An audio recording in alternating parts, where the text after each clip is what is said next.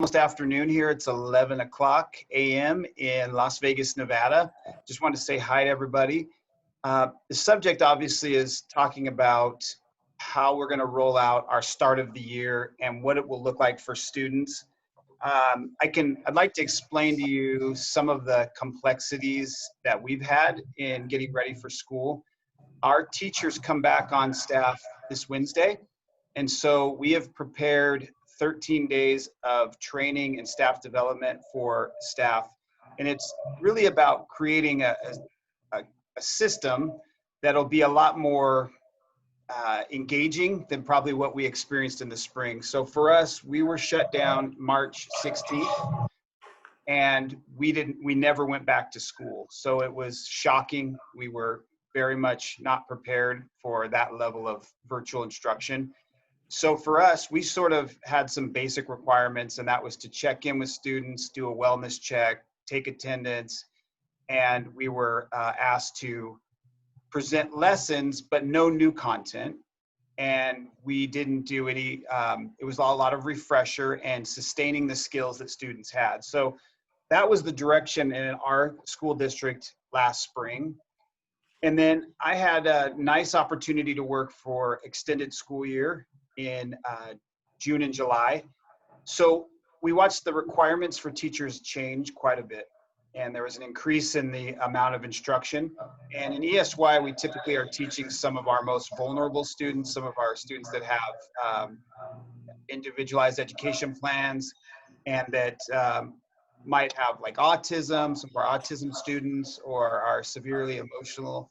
And so students that need a lot of structure. So what I noticed in the summer is if the parent was in the home and we would have an aide and a teacher, we could really do a lot if the teacher was engaging and we were consistent with when we logged in every day.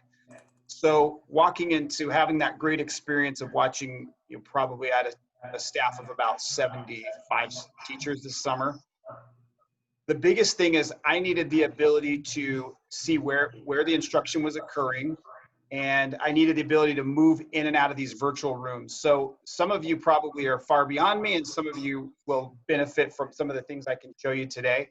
But what we did was we made an Excel spreadsheet, and we had everybody share for us, we did Google Meets. Some schools do Zoom, or, you know, this particular meeting obviously is Zoom. In our district, we have used primarily Google Meets. And what we found was that format really worked well. So I'll show you what we used. I called it the mothership document, and it just helped us. It helped us put in everybody's login code. So if someone was doing credit retrieval in the summer, or if they were doing, you know, resource, pull out, any of those small group instruction, we had the code to go in and watch instruction at all levels. So for me, in the spring, not being prepared, I just waited for teachers to invite me in, and I waited for that. And I just kind of didn't have a plan in place. So I think depending on how much virtual instruction is going to go on for you this year and what your plan is, you're really going to want to have access to make sure that you as the instructional leader in your building, or if you're particularly a teacher and you want to work with colleagues, that you're sharing those invite codes and you have access to move throughout the school virtually. And before we're over, I want to make sure to share that document with you. Hey, Danny, before you get into that, do you want to talk a little bit about your school and how big it is? And yeah, I mean, you talked about a little bit about, you know, some of the struggles that you have, students that have a lot of high needs, but maybe talk about how many you have and how many teachers you have, so it gives a little bit of context. Yeah. So to give you some context, I'll kind of explain my community. We're in a more affluent area in Las Vegas. So my school now is called Goolsby Elementary. It's and a lot of the parents. So the community wants. There's a big draw to have students in school. So parents, first of all, are frustrated that our governor has asked that we, and our superintendent has put a halt to in-person instruction. So no brick and mortar instruction, everything is going to be virtual starting the year. That could change, but right now we're rolling out, and I'm imagining that we'll have to have a strong 30, 60, and 90-day plan because most likely there won't be a major shift right away. So for me as a principal, I'm dealing with a community that wants kids in school. The like I said, our superintendent has, because there's been a spike or a rise in COVID cases in Las Vegas. Our superintendent is the superintendent of the 5th largest district in the United States. And so he's kind of probably erring on the side of caution. And so students will stay at home. So that's kind of what I'm up against. I have 730 students pre-enrolled for next year. And so we probably only have maybe 30% of our students are on free and reduced lunch. So things like, daily food, struggles with Wi-Fi and technology is probably impacting about 30% of our students. At my last school, it would have probably been 98%. So that would have been a much different struggle. Here at Goolsby, it's just a bit different. So that's my scenario. And so Danny, with your grade levels, you have kindergarten all the way up through grade 6, correct? Yeah, pre-K through grade 6. That's good, because there's a lot of questions in the registration form about lower grades, how to keep the little kids engaged and focused. And I'll let you get into your plan, and then maybe we can talk about that too. So I'm excited. There's a lot of those types of questions coming in, and I think that's something we can easily address. Okay, awesome. Well, so yeah, let me just share too. So one of the things that in our community, so you'll have, obviously, it's not a one size fits all. One thing that I think parents were really needing from us was structure. They wanted to know what our plan was, what the minutes were, and when students would be expected to log on, log off. In their mind, one thing, some of the mistakes we made, I guess I would say as a whole as a community, is we had some teachers that over-prescribed too much homework, so the parents were frustrated. So for the first time, parents are having to join with us in the educational process more than ever. And there was a lot of appreciation for teachers and a lot of love. And then it quickly turned into, oh my goodness, I'm doing a lot of your work and I need more help. And why? And after I've helped you teach my child during the day, then we're lumping on 2 or 3 hours of homework in elementary, and parents were really frustrated. So one of the things that we've talked about is let's really work with our community and make sure we put together a plan that meets their needs. And so what we've done is, and I think some of you that might have been in the training that we did in Erbil last November, we talked about major standards of the grade and how important it was to know about what our supporting clusters are, what are the major standards that we have to cover. So on a Monday and a Wednesday, I've devised a plan where we cover new material, and the teachers will be trained on the most innovative, engaging online structures. Maybe it's, I don't want to just name drop, but we're going to use things like, we're using Canvas as the platform for our instruction. And we're using Google Meets to set up our meetings. So we've encouraged teachers in their Google Meets that happen live to record those and make sure it's easy. It's a quick record and send. So all parents in the class will have an option to look at that either live or recorded. So that's going to be number one, most important for us, is access, because not every parent is going to be able to be with the child when we're on our contracted day. So we're teaching teachers when we get back how to record their sessions, how to put together a really nice presentation, a really clean lesson that can be recorded and shared. So think about us. So on Monday and Wednesday, it's all new material and lots of instruction. And then there's office hours. Our teachers are teaching from 9 to 3:30ish, like about 3:15. And in there's breaks and there's a lunch, but they're consistently staying on target with students during that time. So on Tuesday and Thursday, we're teaching only supporting standards and clusters that we talked about in Achieve the Core. Some of you that were on that training with me, we talked about Achieve the Core, and that shows the structure of how ELA, English Language Arts for us, and mathematics should be delivered. And so on those days, that'll be a time for intervention, pull out, and small group instruction based on our groupings. So we're going to have to assess students right away and find out what the gaps are, maybe instruction they lost from the spring. And so once we know their groupings, on Tuesday and Thursday will be small groups, pullouts, and lots of support. And in our lower grades, K through 2, some of you have asked, what's our plan? In K through 2, we are going to push to bring in very small groups, a social, socially distanced, wearing a mask, coming in like three or four at a time to come, because it's very hard to do that online. So we are going to try to have we're going to put a schedule together where students come in, meet with their teacher, get their reading assessed, and so that they can start the year, hit the ground running. So that's the only place where I'm tweaking it maybe a little bit different than the rest of the school district. And so I want to show you just a couple things that I think would be really successful. Let me share my screen for a minute. Is that okay? Yeah, I think that'd be great. Okay.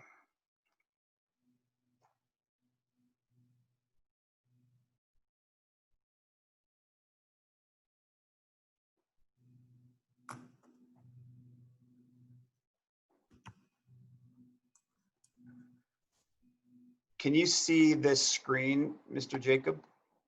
Yes. Yep. Okay. So let me try to navigate this a little bit. So on this particular schedule,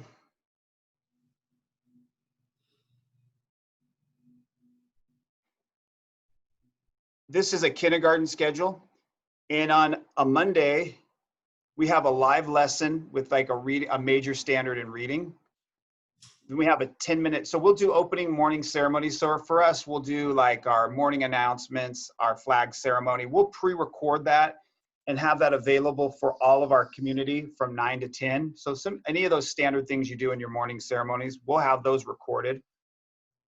We're going to bring in guest student readers, students to come in and record themselves doing things so that it's socially distanced.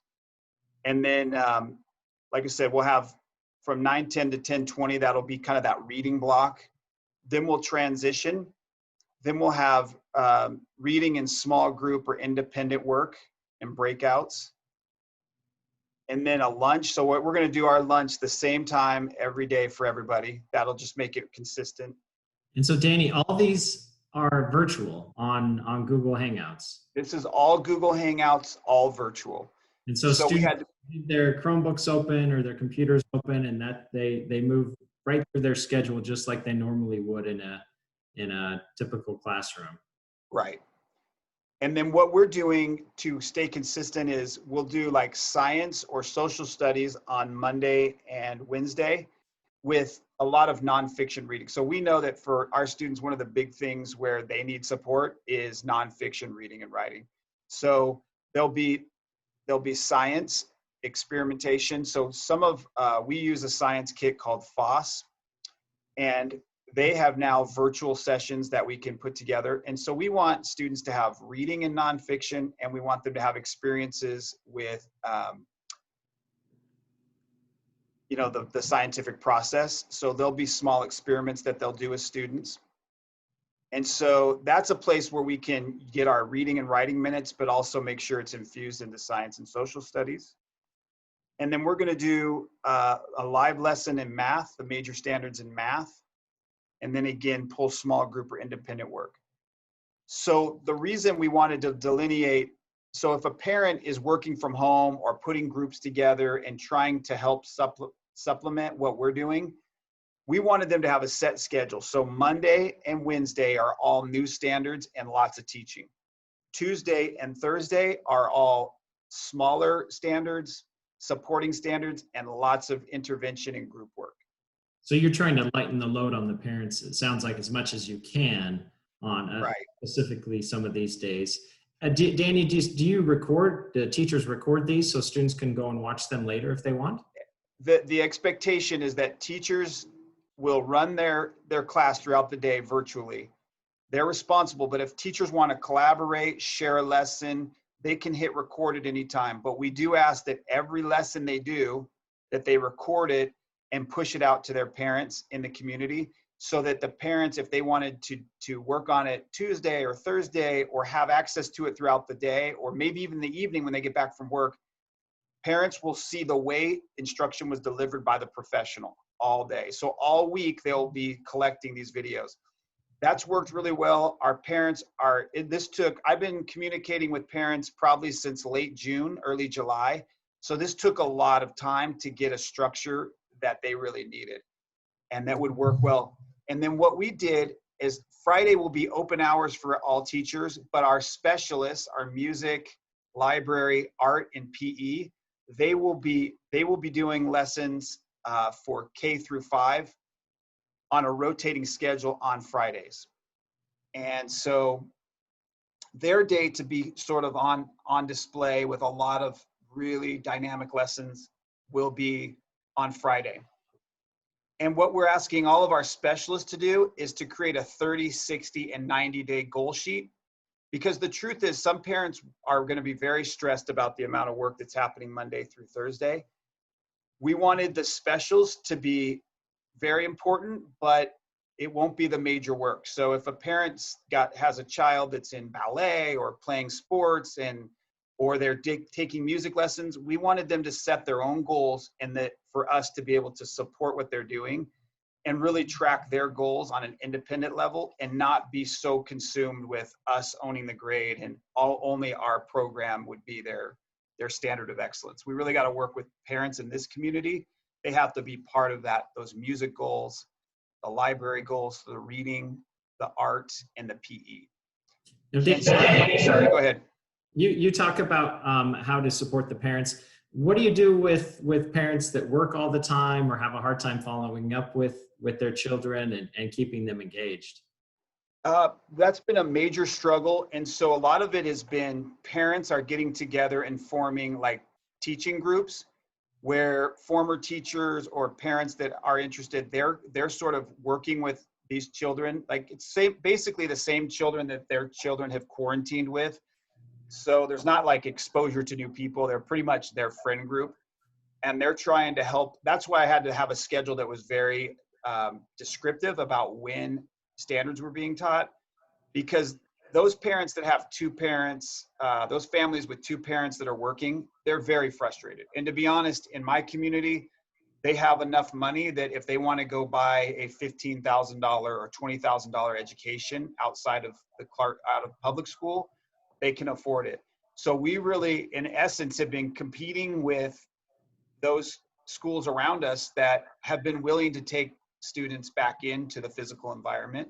They have smaller schools, different settings, and they're not bound by the rules of the Clark County School District, my district. So they've had some more freedom to put together a program different than ours. So I've really had to be flexible. Some parents just are very frustrated. The fact that we're going virtual and both parents work. And so if they have small children, now they have to pay for daycare, or they have to pay for somebody else to watch their kids, babysit. So there's a lot of frustration in that parent group. There's no way to get around it, but I tried to make a program that was so flexible that even if you weren't in the live session, you had access to a session all day. And you always knew when new instruction was coming out, so you weren't getting overwhelmed. And I didn't want teachers to be overwhelmed either, because the way we're going to ask them to present information, for a lot of teachers, it's like they're like a 20-year teacher's going to feel like a new teacher, because they're having to put together programs and use educational software and courseware that they've never used before. So I'm really trying to balance the anxiety of teachers and the anxiety of parents and make sure there's a working model.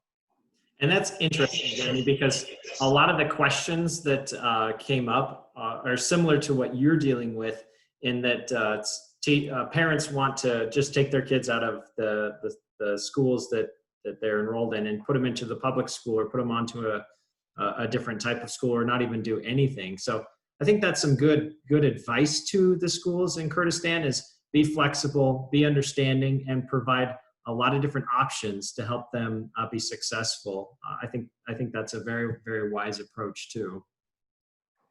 I like the word you said, Mr. Jacob, is just flexible. Like we've had to I've had to have a lot of conversations late into the evening, is trying to control people's stress, because we're just having to tell them, you have to be super flexible. This particular school has the highest rating, the highest education rating in the state, or in our county.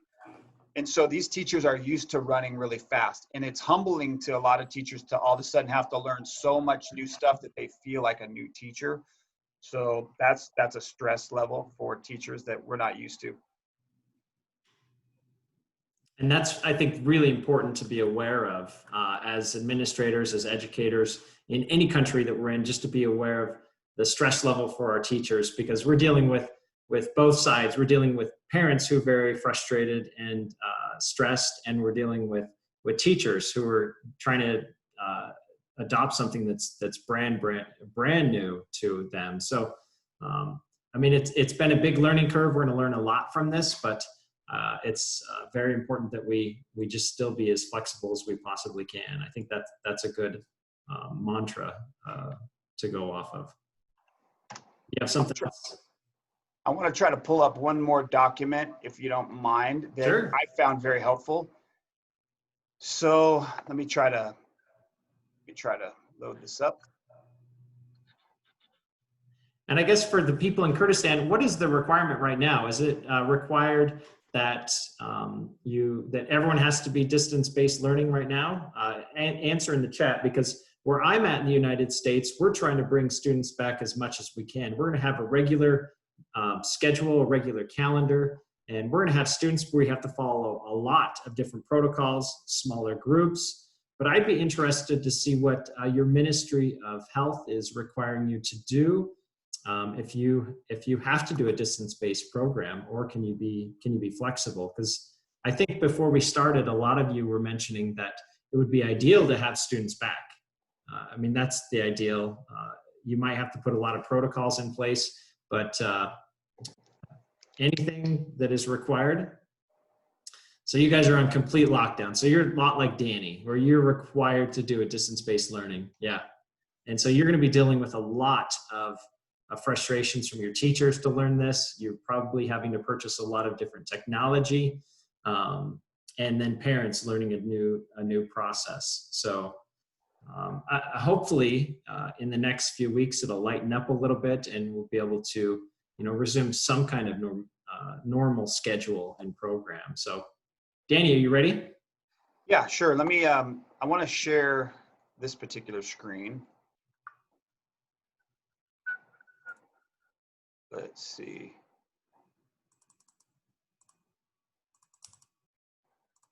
So Dr. Frano mentioned that the Ministry of Education is planning to meet after Eid and develop a plan on how the school will open. So I think that'll be interesting, very telling. Again, I can share you the plan that I have for my schools on how we're opening and returning. But again, we're leaving that option up for parents, because we'll have probably 20% of our parents who will not want their children to come back. So we're having to provide a hybrid model of online and then also face-to-face instruction. But again, we're able to do the face-to-face instruction in small groups. We have to stagger lunches, we have to stagger recesses, everything like that. So it's been a struggle. Okay, let me expand this a little bit. Let's see. Can you see the screen I'm sharing now? Yep. So this particular document, I'm not a great Excel doc guy, but I do have a good team around me. So what I did in the summer was I put together, for instance, I was running a summer program, so I gave everyone access to my Google Meet staff meeting, and it was the same. So in Google, you could set your staff meeting and you can push that out for as many days as you want, so that every time I would have a 30-minute meeting at the beginning of the day, everyone knew where to hit that link. And then... And you would have a meeting every single day with all of your teachers. That was the requirement of that program. Okay. And then I would put resources, and I would put the links in for the resources of everything we were doing throughout the program. For me, when I start my year at Goolsby this year, I will have all of our resources, all of our guides, all of the training links I will put into one resource. because what's the toughest thing with virtual is everybody knowing where to go. If you send everybody 15 different emails, it gets very frustrating and teachers start to shut down. I wanted to have one place where everybody could go to go into each other's classrooms, to see the same material, and to make sure we were in meetings at the same time at the same place. So for instance, you were providing a lot of training for your staff and then a lot of communication. I think. Yeah, that has been the key to success because, as you know, like I said, parents are really frustrated. So we did an AM attendance sign-in. So because you're not seeing your teachers and they're accountable and getting paid, we have to have a system. So we would have them sign in on a Google Doc and sign out every day. That was their responsibility for getting paid. And then we would have staff meetings every day, and I would share the link to the different staff meetings. I don't know if you guys can see that. I can open that up. So like this particular day, I would have my staff training, my links, and we would push this information out every day.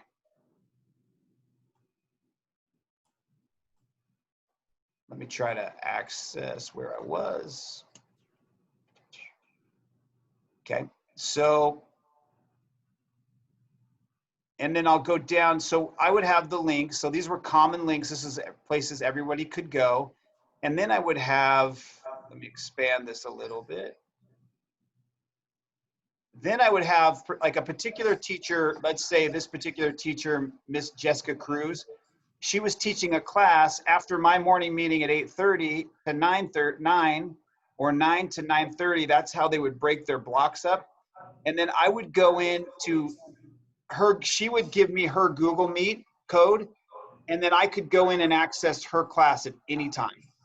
And when you're dealing with 75 different teachers, that's a lot. You really need to put the responsibility of them, make their meeting code, be consistent, and meet every day at the same time, because parents are going to need consistency. You're going to need it.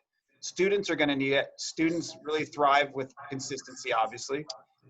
So, but instead of driving yourself crazy, make sure that you have one place where all the meeting codes are. So for me, this was like credit retrieval teachers, resource teachers. So this particular teacher, they would put their meeting code, and then I could go in and look at their goals for the day. And if they were looking at a student's education plan, I could go in and look at that. So this particular teacher put all of their lessons in there. Now, that may work for you or it may not, but I like to know what they were covering in case I was ever called into a due process or a grievance and someone wanted to know what was my child being taught during the summer, because that was part of their plan. I could go back and show them, and I would know even if I hadn't seen them for a couple years. So this helps me in a lot of ways. It will help you. I can share this with anybody, but you would want to make sure to just tailor it for your school and make it work for you. I'm going to have to redo this for my school by Wednesday so that teachers know to start inserting their codes. Because that was my biggest stress in the spring, is just not being able to have on time access to everybody. So I feel like this is a good system. Yeah, Danny, a few different questions. Dr. Frano asked the question, are teachers allowed to work from school to conduct their online teaching from their classrooms? So here's the rule. We have teacher unions that are obviously weighing in on this. So here's the final, what our guidance is. We have to allow teachers to either work telecommute from home or from the school. We really can't ask them why. Only thing I've asked is if a teacher, because of like daycare needs or their own children, be consistent. If you're going to be at school on a Monday, Tuesday, be at school on a Monday and Tuesday. If you're going to be at home Wednesday, Thursday, Friday, keep that consistent. I don't want this rotating schedule because I have to be accountable. So teachers, I have a survey that I can share with you. I put out a survey to my teachers and I plainly asked them, where are you going to be on the 5 days of the week? And I asked them to sort of pick a lane, either telecommute from home or work from school. But some have given me a different. So yeah, we have to schedule that, and we're not allowed to ask why or really pressure them. It's just if they've chosen for whatever reason then they're allowed to stay home. As a matter of fact, they can even telecommute and don't even have to be in the state. Wow. They could be sitting on the beach drinking some juice. Yeah. They could. You know, one question, and I've heard this from other countries too, is that the public school is not following this whole, the guidelines that are out there for COVID-19. And so classes are huge. Mohammed writes in there that, you know, classes in some of these public schools are getting 30 to 40 students. So they're not really following social distancing. And that's why some students are leaving private schools. They're going to public schools because public schools are operating. You know, I really, really hope that ministries of education and ministries of health will recognize the damage that that's doing and spreading the COVID-19, and that they will give some specific directives and guidelines for public schools and private schools, and make sure that all are following those, because that's got to be one of the biggest struggles that you possibly can have. Yeah, I don't know what else we can say with that. That sounds like more of a governmental thing that needs to be tackled. Yeah. And then another question about, well, not a question about, it is difficult to get children to study online and keep them engaged. Danny, do you have any thoughts or ideas on how to keep students engaged? Yeah, there's going to be challenges, but you know, one thing that we've learned, one thing that we were able to use during the summer, we're all getting better at using the technology. And so one of the pieces that we've been using, I'd like to share some links. I'll put them in the chat. There's one called Jamboard, and Jamboard is kind of like sticky notes that we could use. I could actually open up a Jamboard with our team right now. Everyone would have a sticky note. You could ask questions. We could all interact. We could move things from where we are on the board, almost like a regular classroom with us being distant. So Jamboard is one I would encourage you to download. It's easy to use, and we can send each other that link. I would like to send everyone a link to Jamboard. I'd like to send everyone a link to the other one that we've been using is like, it's a rotating wheel, and you can put your students' names in it. So if you're in a group and you want to keep students on the edge of their seat and excited, you can spin the wheel and they'll say, okay, Mohammed, it's your turn to go. And so that keeps him waiting, and he doesn't know until the wheel's done spinning. And I'll share those links with everybody here just in a minute. Okay. Well, in the meantime, let me go over another plan, some different ideas and thoughts. The first off, Danny talked about this a little bit in, you know, making sure you're very well organized and that you're communicating to staff and parents what's going on. So this is a website of a school district that I'm very familiar with. And they have a website. We're doing the exact same thing. We're setting it up for our school district. And you could go into each one of these grade levels and it will tell you exactly what they're doing, what the lessons are for the week. And what I really like too is like Danny was talking about, there's some of these other kind of extracurricular activities, library, intervention on how people can be connected, music. Just a good way to be in communication. And then the part that I really like is this technology support. Again, because it's also new for schools and parents and teachers on how to operate through this. So we want to make sure that we're communicating exactly how to get into Zoom or Seesaw or whatever program that you're using. So parents can make sure that their children are staying engaged, because as we know, some students will get their computer out and they won't be doing schoolwork like they should. The other part I wanted to share with you, and I put it in the chat box, is this is the plan that we have in place. Now, we're a little bit more flexible than where Danny is at. Danny is required to do a virtual classroom. We're a little bit more flexible. We don't have as many cases where we're at, and our governor gives us a little bit more flexibility.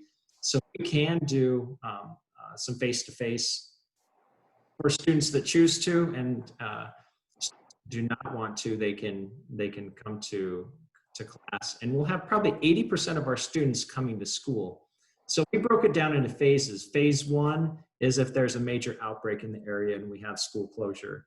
everything is done at home, all the instruction. One thing that we do differently, I think, in the United States than you probably do is we have to provide food too to home. So we have to take breakfast and lunch home, and we do that a couple times a week.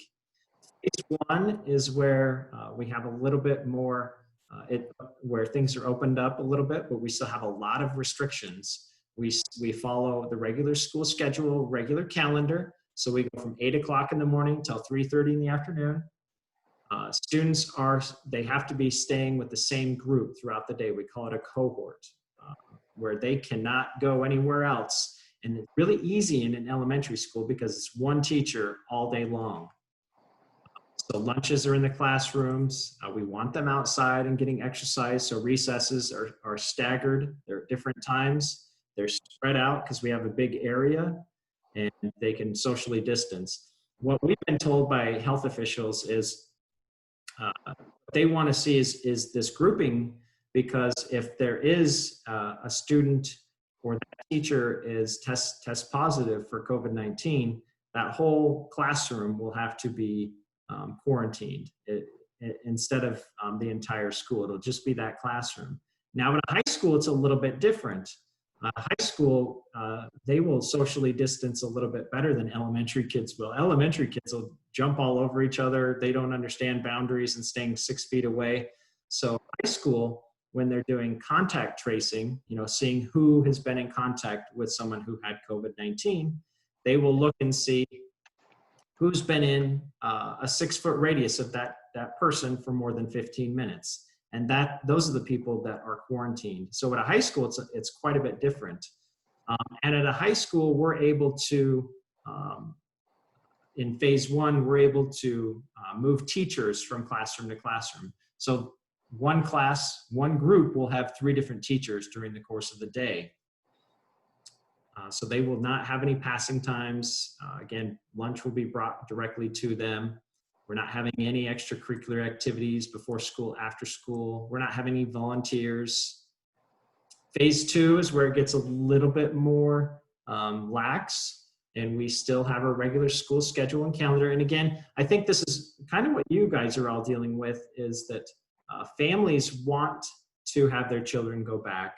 So families can return back to their jobs, get back to some normal schedule. And that's why we decided to go with this regular schedule and calendar. But again, we're able to do that based upon the region, the state that we're in. Phase 2, this is where students would actually be able to go around from groups to groups. They might see a few more adults during the day, but we would still require them to stay in the same group. We would have them follow very strict seating charts. Seating charts not only at the school, but also on the buses, and then distancing themselves as much as possible. The big thing that we've been told by health officials is limit mingling in groups. And masks, there's a big debate, as everyone's seen across the world. We want students to wear masks during passing times, because again, they're going to be doing contact tracing, and contact tracing doesn't matter in our area if a person has a mask on or not. And then we just kind of outline for parents, health considerations. We talk to them about what physical distancing is, how we're going to be doing cleaning and maintenance to keep everyone safe, how we're going to stay in communication with everyone, what kind of technology we're going to be using, and if they need any help. We're going to be talking about the grouping with them.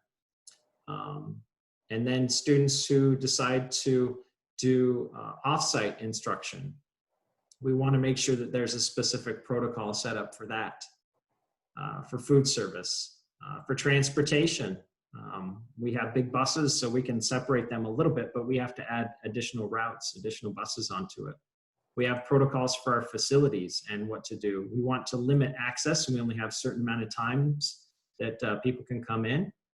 And when students can actually be dropped off, we have a specific time that they can do that. We have athletics that we have to deal with. So, and then instruction. We've changed our program, our school programs pretty dramatically to deal with this situation. So I think the biggest thing is just communicating to everyone and parents and community members on what we're doing and how we're operating. And so we're talking to parents about what happens every single day. They need to be asking these questions to themselves. Do you believe that your child or family member may have been exposed to COVID-19? Yes, stay at home. No, go down to these next steps. So it's a very, very clear process on what they need to do to be at school and what they need to do while they're in school. And then we have frequently asked questions too on what parents may have, because oftentimes schools are the main avenue of communication for parents and community members. So that's kind of an outline what things are looking like in our school district. So it's a little bit different than others. So Danny, you added some of your different thoughts and ideas. Yeah, those links, I like those links will help your teachers to create some engagement between parents and students.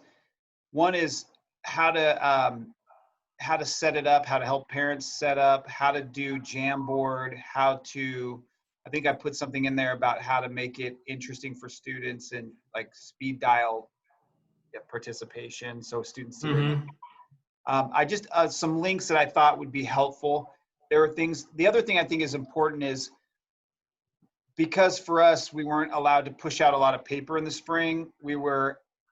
One thing is you want to do is learn to use PDF in a way that you can put out documents to students where they can fill and use it to the way the teacher likes so that you're not exchanging paper. That frustration of, hey, let's set up a deployment date and get you these materials. But if teachers get good at using PDF, I have one of my teachers that created a video for everyone.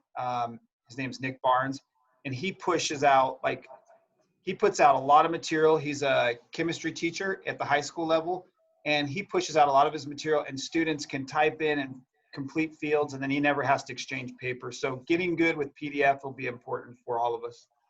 Yeah, I think, completely with technology, there's a lot to learn. There was a good comment in there. I think I missed it a little bit.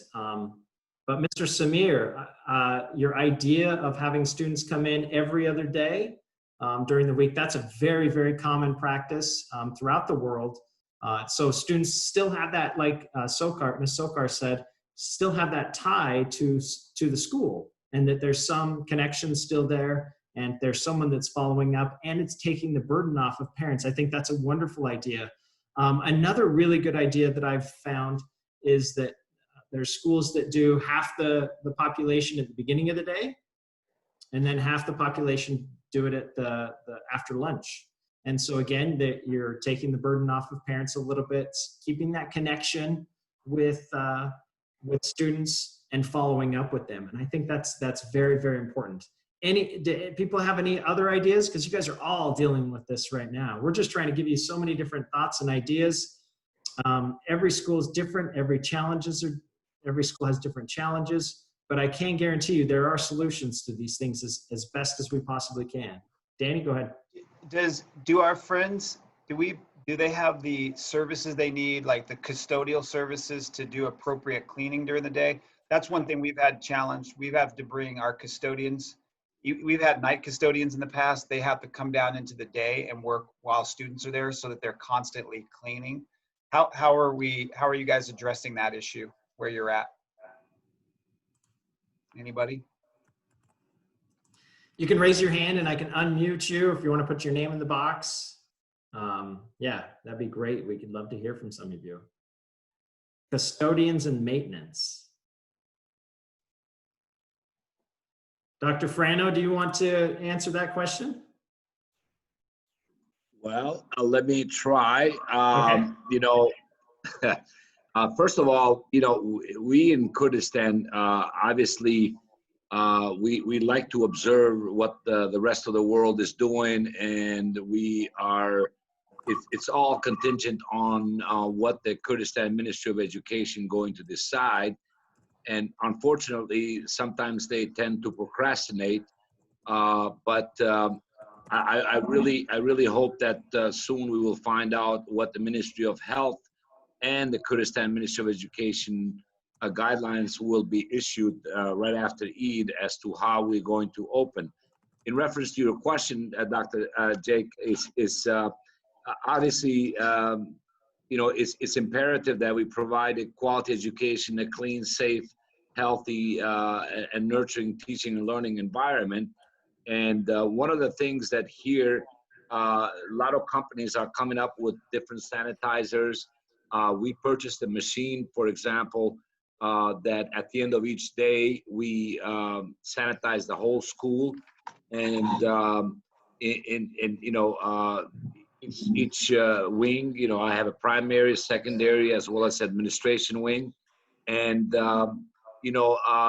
I saw in one of the, because we're doing a door-to-door campaign, and I'm meeting with some of the CEOs of companies.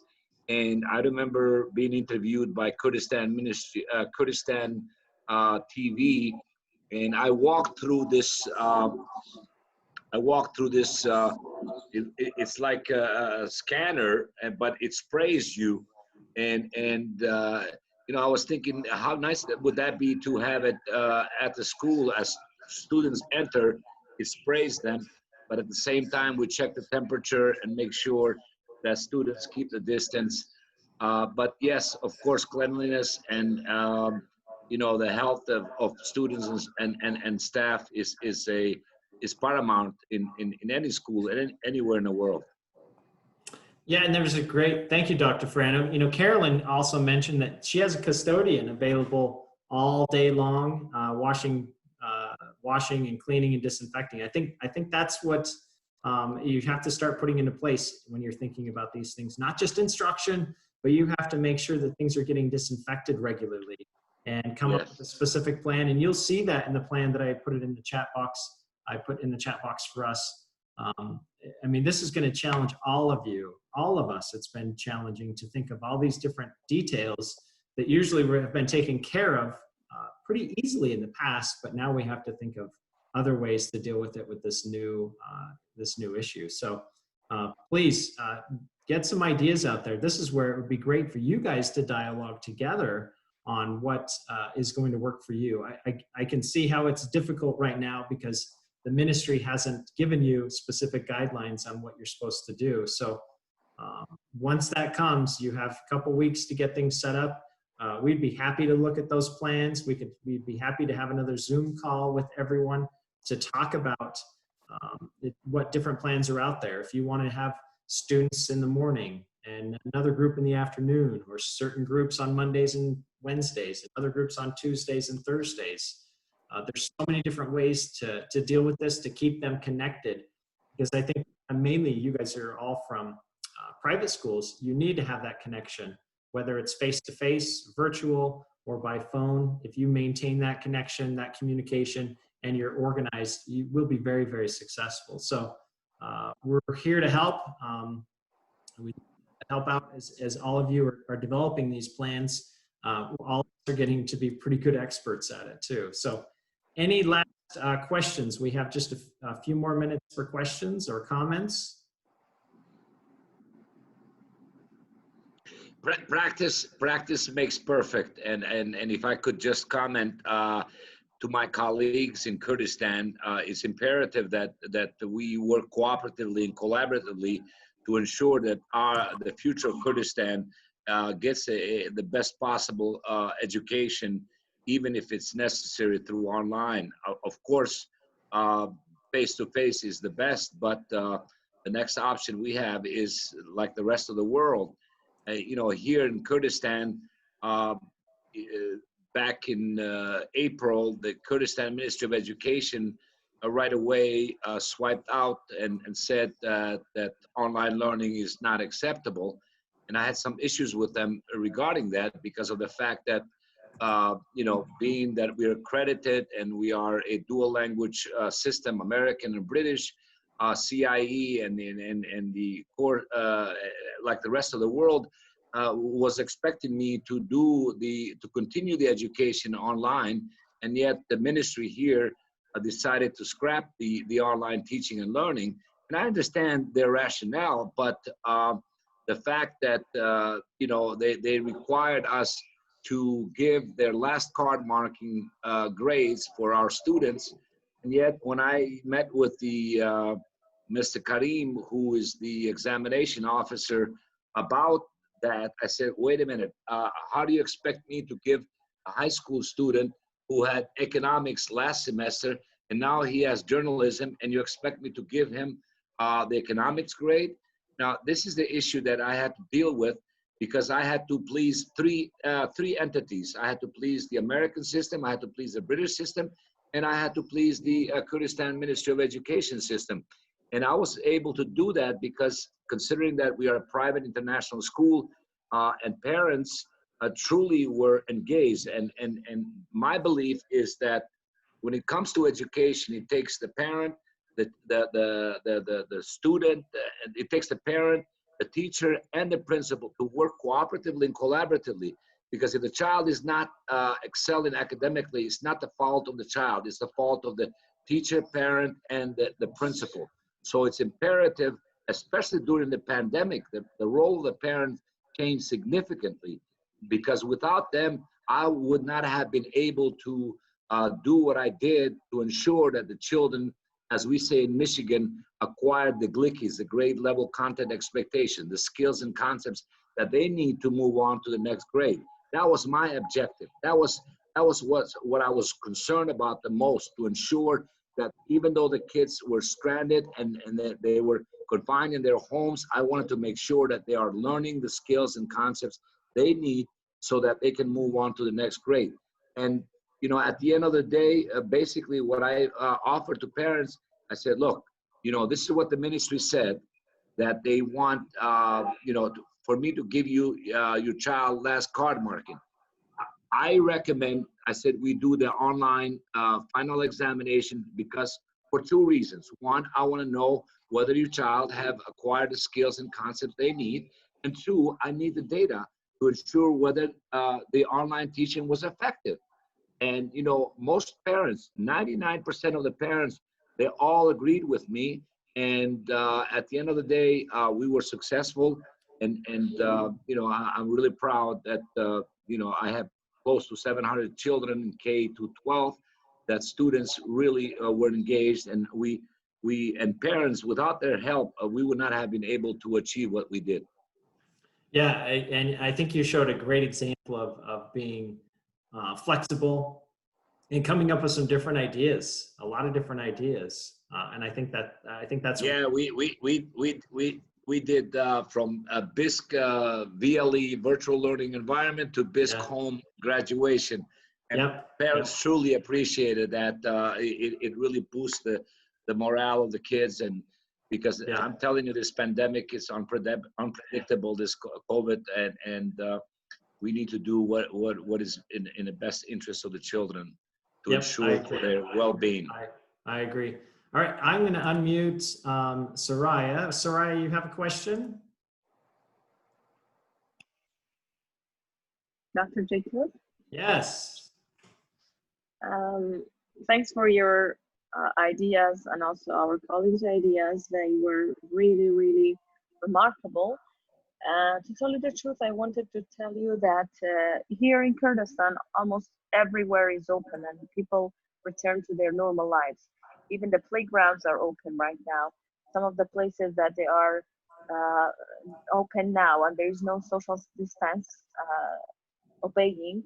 So the only thing that as private schools we can do is to, let's say, make a group, as you mentioned, and we can follow up, and also we can ask Minister of Education, because as you mentioned, there's a kind of governmental problem here to open up the schools.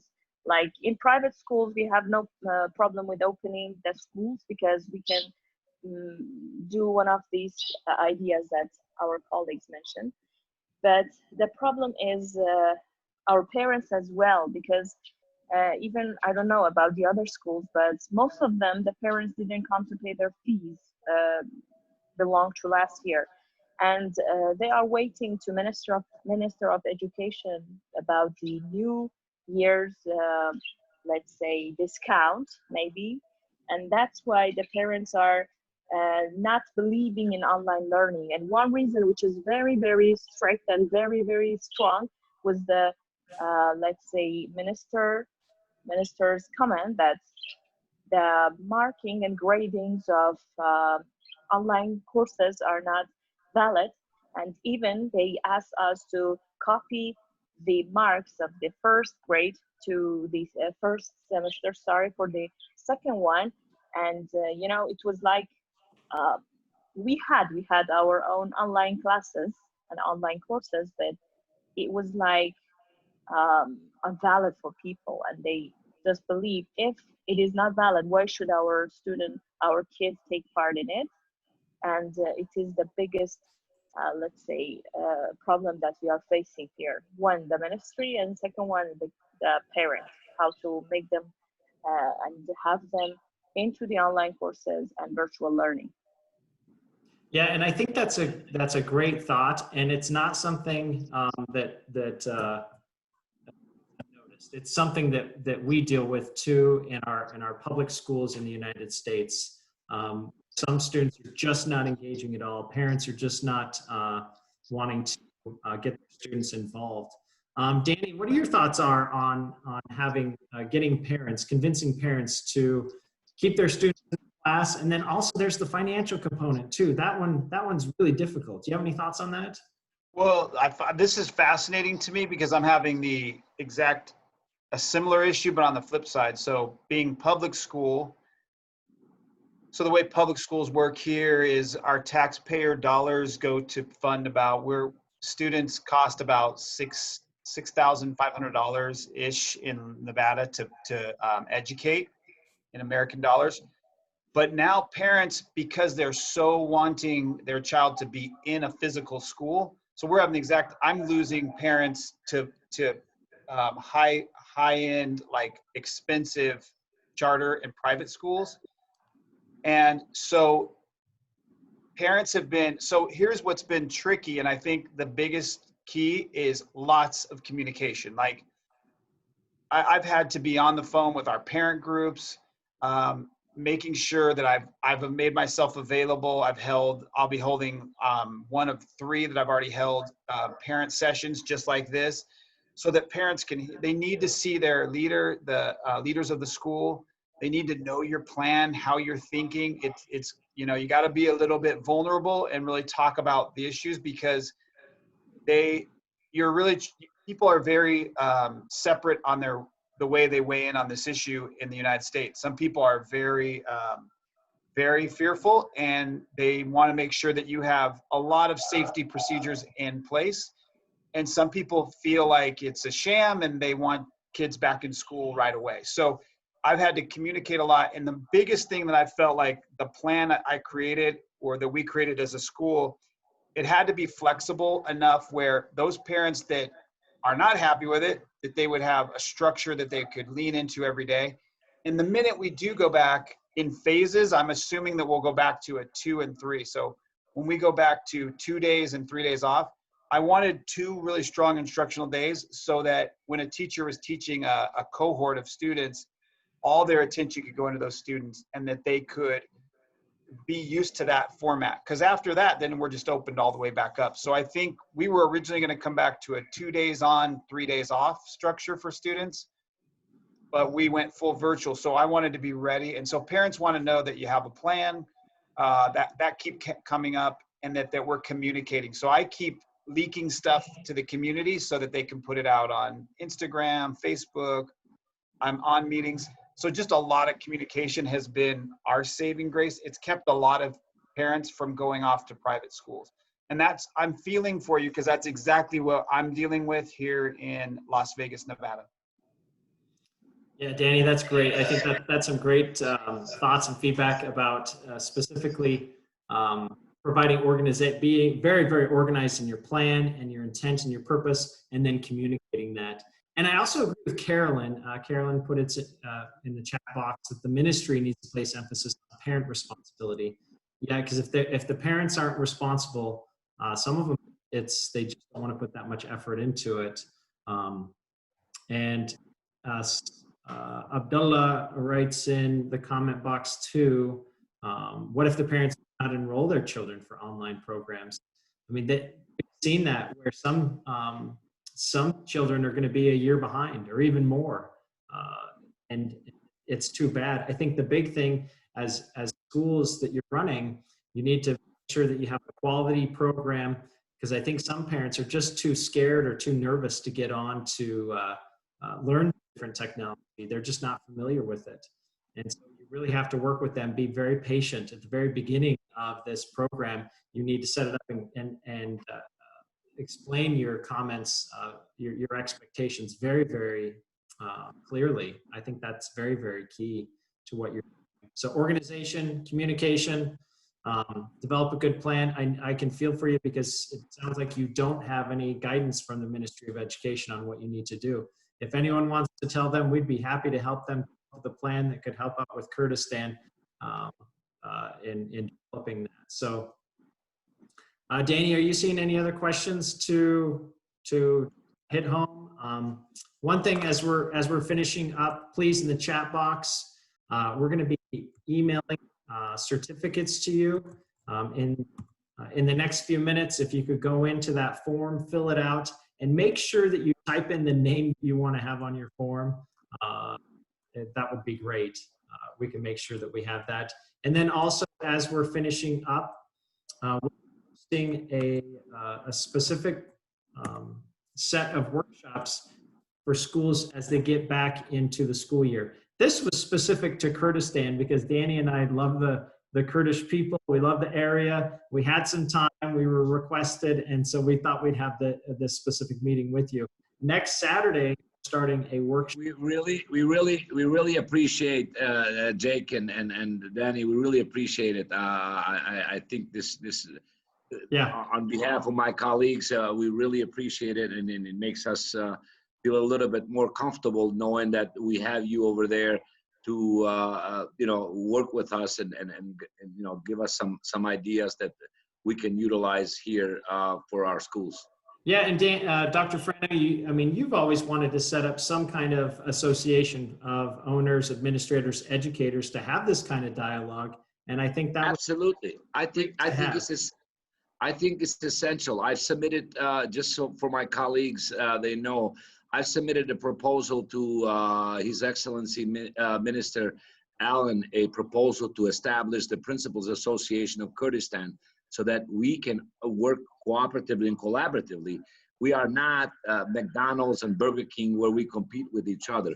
We are on the same mission to educate the future of Kurdistan. So I really believe and I encourage that we work together and share ideas and do what's best for the kids. And if someone could send us that plan that the Ministry of Education develops after Eid, we'd be happy to look at it and then develop some kind of plans that you could possibly choose from to implement into your schools, or we could have a specific workshop again to talk about some plans that you guys could, that your schools could implement. Absolutely, I'd be more than happy to share it with you, Jake, and okay. Through Array Global Education Services, I think we can really work together as a team mm-hmm. and do what's right for the future of this beautiful country. And I really like Mohammed's comment in here. We need to get some parents to join in these workshops. That'd be interesting to get their thoughts. And when schools are developing these plans to go back to school, whether it's virtually or face-to-face, a lot of these plans are developed with a lot of different of your stakeholders, your parents, your teachers, your administration. Get a few different people involved so you have this kind of a dialogue together, whether you're doing it face-to-face and socially distancing, or you're doing something virtually, but have that dialogue, get those ideas out there, because our plan has changed 5, 7 different times as we're trying to come up with a plan that's going to work best for us, especially when we hear from different parents. Fawad, you have a question or a comment. Go ahead. You should be able to unmute yourself now. I can see you, my friend. I just can't hear you yet. I think you need to unmute him. Yeah, I've been clicking it. Yeah. So Fawad, you can unmute yourself now. Yes, There you hello go. everybody. Yeah, I'm glad here to be with you today. And of course, we get good information from you. And inshallah, we are going to go on with you, inshallah. I don't have any comment, but that's it. Hey, thank you. Thank you. And if you do have any specific questions or thoughts, be happy to help with anything from different people. So we'd be happy to. So please make sure get into the chat box, fill out the registration form, the post-workshop survey. So we have your names exactly how you want them on your certificate. We'll send those out to you. We also recorded this, so I will send this out to you also. And again, please let us know how things go in Kurdistan. Our hearts and our thoughts are with you. And if we can help in any way, please let us know. We appreciate everything that you do, and hopefully that your parents and your community members also appreciate everything that you do, because I know it's a tough time, and we're to help. And if we can do anything, please let us know. And so thank you, everyone. Have a good day. Thank you, Dr. Jake, Happy for your support. Yes, thank you. Happy Eid. Thanks, All right. Mr. Danny. Okay. Thank you. Thank you, Danny. All right. Hey, Mr. Jacob. Yeah. Hey, help me understand, like, from the ministry side, why are public schools allowed to enroll more students and more face-to-face than our charter and private? I think it's, and there's some people still on listening, which I'm glad they might be able to answer. I think it's mainly because they just don't have any clear expectations on how to best deal with this virus, clear guidelines like we have in most states. But doesn't the ministry have equal influence on both public and charter? Yeah, they do. Yeah. So it's almost like, is it this like their way of opening the floodgates for public school? No. I think it's mainly because the public schools do not follow it, and private. Oh, okay. Yeah. I got it. Okay. I'm just trying to understand. Yeah. Okay. Thanks, everybody. Thank you, everyone. I appreciate it. Everyone should be unmuted now if you want to say anything. So thank you, and appreciate all your time and your support and your help. Thank you so much. Thank you. Thanks for coming. Mr. Amanj, thank you. Bye, everyone. Thank you so much. Thank you. Sabah. Goodbye. Thanks for everything. Amanj, thank you. Sabari, good to see you, my friend. See you. Thank you. We miss you all. Please stay safe and healthy. Thank you so much. Danny, thanks again. I think you're muted. Have a great weekend. See you, everybody. Thank you. Take care.